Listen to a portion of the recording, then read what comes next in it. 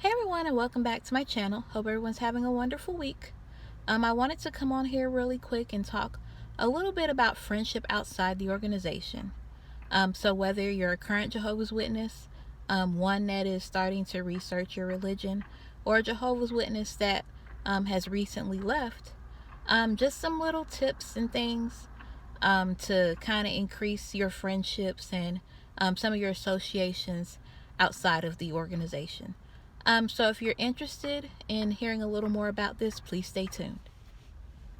So one of the most important things you need to do once you leave the organization, or if you're considering leaving, is to really study yourself.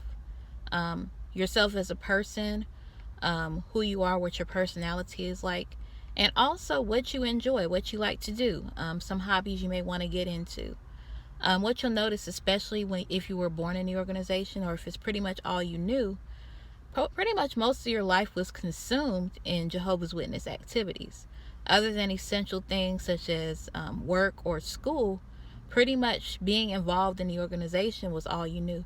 So a lot of times, a lot of people will notice that as they leave, that part of their life is no longer part of their life, and they have to figure out some things to fill that up. And so that's one good thing. Just kind of look into hobbies that might interest you, some things you may like to do. I noticed that after I left, I used to really like writing poems and things like that when I was little. But of course, I didn't have a lot of time for it because you're involved in a lot of Jehovah's Witness activities. But I found that I kind of enjoyed writing. Just various things that you kind of enjoy. Really start looking into those things and just learning what you like. Another thing that's really helpful is kind of finding out, what kind of personality you have, what your personality type is. There's so many things out there, so many little personality type tests. A really good one that's out there is called the Myers-Briggs, and there's different areas that you can kind of look into to see basically what personality you match. There's about 16 types. My cousin actually put me onto it, and shout out to him. His channel's actually in the description box as well if you want to go ahead and check it out. But he really put me onto those personality tests, and it kind of helped me kind of perceive what type of person I really was, because I can know what I like, what I don't like, and maybe some other personality types that I may be compatible with as friends. The second thing that you should kind of get into doing is just kind of looking at different things that are in your area. One thing I've kind of looked into is meetup.com.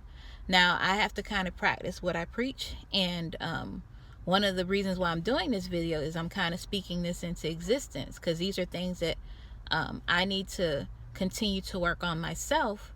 But like different things like meetup.com, they kind of show you events that you might be interested in. And you never know when you go to those events and you kind of put yourself out there, you never know who you'll meet. But not just that, just kind of looking in your area, see what attractions are in the area, see what events are out there.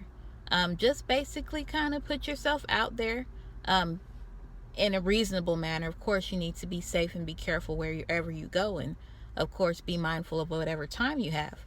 But it's really good to kind of get out there and see what events are out there and just kind of learn new things. And again, you never know who you'll meet. You'll never know who you'll be able to kind of make bonds with. It's just a really good thing to get out there and get into. The third way that you can kind of make some friends and also make some connections out there outside of the organization is basically through work, through your coworkers. I found that, just kind of by being myself, I'm kind of a natural born helper of kind of helping people out. That's probably why I'm in the education field. But I found that kind of when I'm just myself around my coworkers, they were kind of drawn to who I was as a person. And I was able to make those connections through work. Now, I've kind of moved a lot since I've left the organization, but I've noticed that I still have those connections even after I move, despite the distance that I may have with them. And those are still some bonds and some people that I can kind of call up and we can chat, and we still have those wonderful connections that I wouldn't have ordinarily had if I were in the organization. And along the line of work, depending on where you work, they may have little get togethers, maybe during work or after work or different events. Um, you know, if your schedule allows for it, put yourself out there.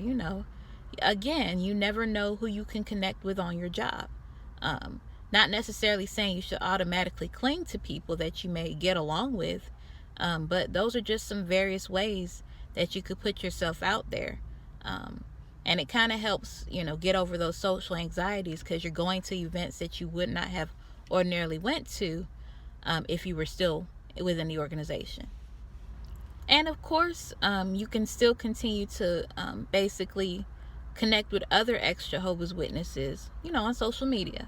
Of course, there's so many groups out there. There's Twitter groups, there's Reddit, there's so many YouTubers out there that tell their stories that you can relate to. And those are other ways where you may not end up meeting those people in person, but you're able to kind of relate to each other and, hopefully form some long distance bonds over there. But as the old saying goes, don't put all your eggs in one basket. Likewise, go ahead and vary your whatever groups you get into.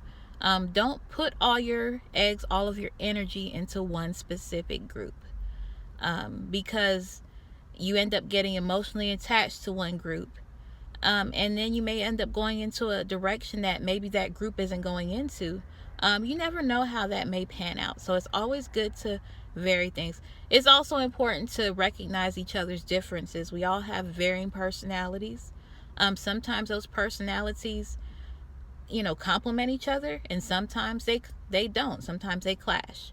So it's always good to put yourself out there, because sometimes when you get emotionally attached to just one group, sometimes when that doesn't pan out the way you would like, kind of causes a little more heartache.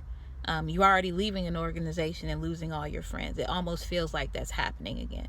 And I know that happened with me personally years ago, when I was part of a certain group when I first left. I wasn't on social media much, and so that was pretty much the only option I had. And I found the direction I was going was kind of different from the general direction of the group.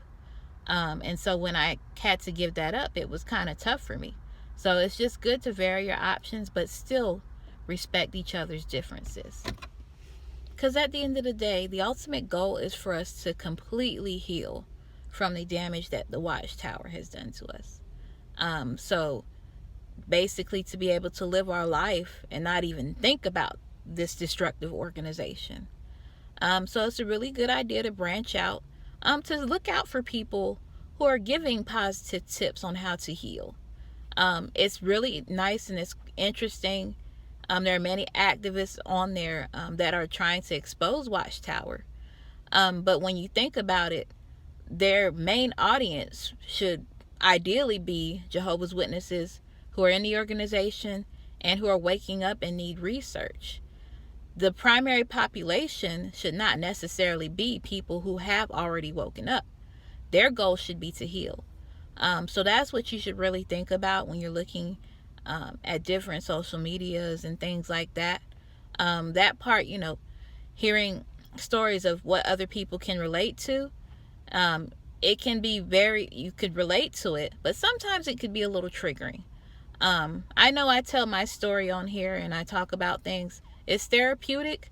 But what I find is after I've talked about it, I feel better about it, and now I can go on and, start moving on with my life and move on to other things.